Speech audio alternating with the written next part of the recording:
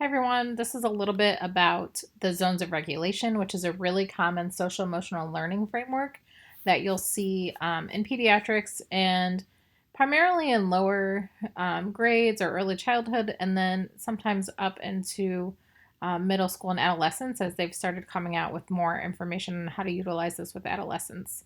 But like I said, a very common framework, so I want you all to be aware of it. You may have heard of like color charts, like red, yellow, green. So this does use colors, but it's important to remember that the colors in this system don't necessarily mean good or bad behavior. These are just different zones or different emotional states that we might be in. And sometimes each of these zones are totally appropriate. So we work with four colors: blue, green, yellow, and red. The blue zone is when we're feeling sad or bored or tired or sick. The green zone is when we're happy, focused, calm, and proud. The yellow zone is when we're starting to get maybe a little bit worked up, we're worried, we're frustrated, we're silly, excited. And then the red zone is you're overjoyed or elated, so you're super, super happy, or you're panicked, angry, or even terrified. So I want you to just stop for a second. You guys can pause the video, and I want you to kind of discuss as a class, like, when is it appropriate to be in each of these four zones? Okay, so you've paused the video, you've had a little discussion, you've come back. So let's kind of rehash hopefully some of the things that you said. So if I'm really sick, I'm not feeling well, the blue zone is appropriate, right? I don't necessarily want to be bouncing off the walls and being silly when I'm sick. I need to be pretty kind of calm, or even sad or bored when I'm sick so that I can get better. Also, the blue zone can be appropriate if it's bedtime, right? It's time for me to go to bed, so I don't want to be overjoyed and kind of bouncing off the walls in that way. The green zone, this is really where we want to try to be when we're in class or when we're at work and when we're with our clients or patients. So we're happy, we're focused, we're calm, we're proud. Those are all words that we would want to describe ourselves as when we're working.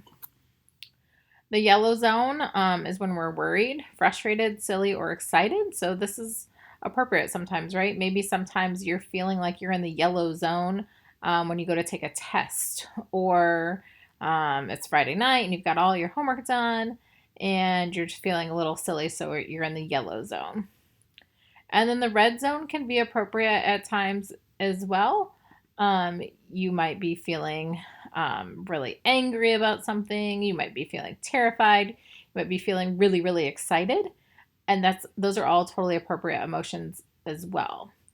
Where the zones of regulation comes in is it teaches us strategies to help ourselves navigate from zone to zone.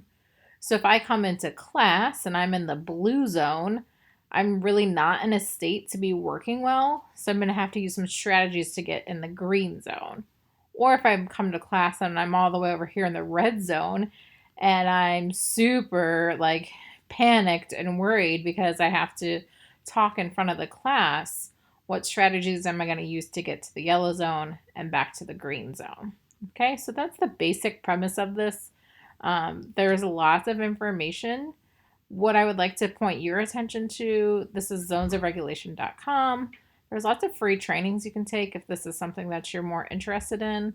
But I would like for you all to go to this resource page, and you can do this as a class. And then you can take a look at some of these downloadable handouts.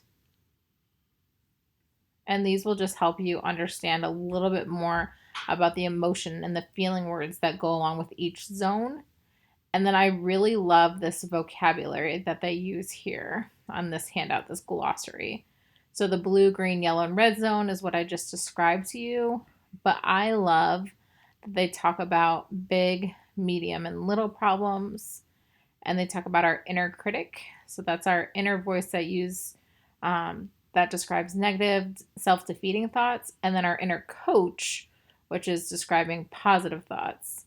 We talk about super flex thinking and rock brain thinking. So are we flexible or are we really rigid? So as a class, kind of take a look at this page here, this glossary, which was under the resources, I'll navigate back to it so you can see where it was. So right here, the zones of regulation glossary. Kind of take a look at that language and see if you think it would be appropriate to use with kiddos. See if you think they would understand it. So that's a basic overview of the zones of regulation. There's lots and lots and lots of things you can learn about it. But I just want you to be aware that it exists because it's commonly used in a lot of pediatric settings.